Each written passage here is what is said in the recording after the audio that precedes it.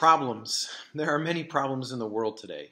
I mean, I think if we were to sit down across from each other, drink a cup of coffee, a cup of tea, we could come up with, dozens of different problems that the world has. Because the reality is we're individuals and we can't possibly solve all the problems in the world, but maybe we could have a hand in beginning to solve one of those. And so in this second unit of English 102, what we're going to do is to help you to take a big problem, say hunger, for example, and focus it into a specific problem that could potentially be a lot more solvable.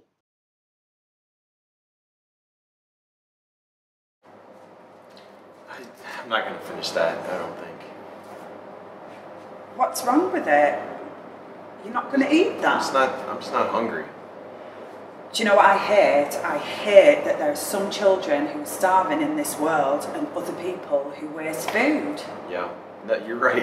It is a problem. I mean, what do you think is the specific problem for that? I think that there's some people waste their food. Some countries, they have a lot of food, and other countries they don't. If they didn't waste it, other people would eat. That's true. Maybe we could try to talk about some of the deeper connections. I mean, what do you think about some of the deeper underlying reasons for that? I don't know. I just see the connection as being people waste food, and there's other people starving, and if they didn't waste the food, then they would eat. So it drives me crazy. I just want to go around to people in shopping malls who, waste their food, and I want to give them a lecture. Yeah, I totally understand. I mean, and I think you know this. This is a very complex issue. I mean, there are many reasons why people go hungry.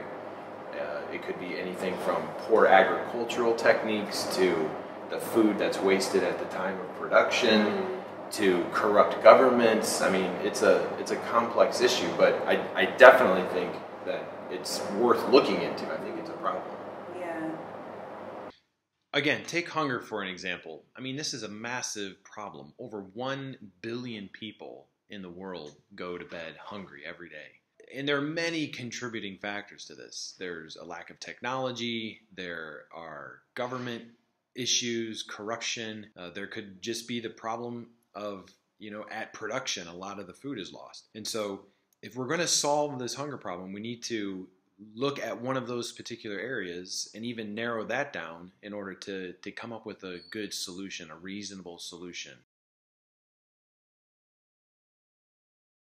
So if I wanted to focus on a specific way to help these countries, these people, not waste food, I could look at one of the causes of hunger. Yeah, absolutely. I mean, I think it helps to not think about this issue from a big perspective. You need to kind of take a particular angle on it and look at it from that, because then you won't be overwhelmed by the massive amount of potential problems.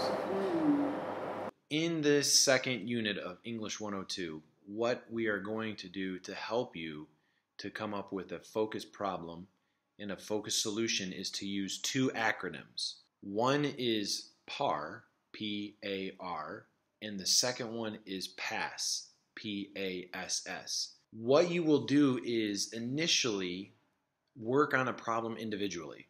The P of the PAR is work on a problem. And then you will analyze that problem, the A. And then finally you will come up with some preliminary or some solutions that you might think go hand in hand with solving this problem, which is the R, that's the response.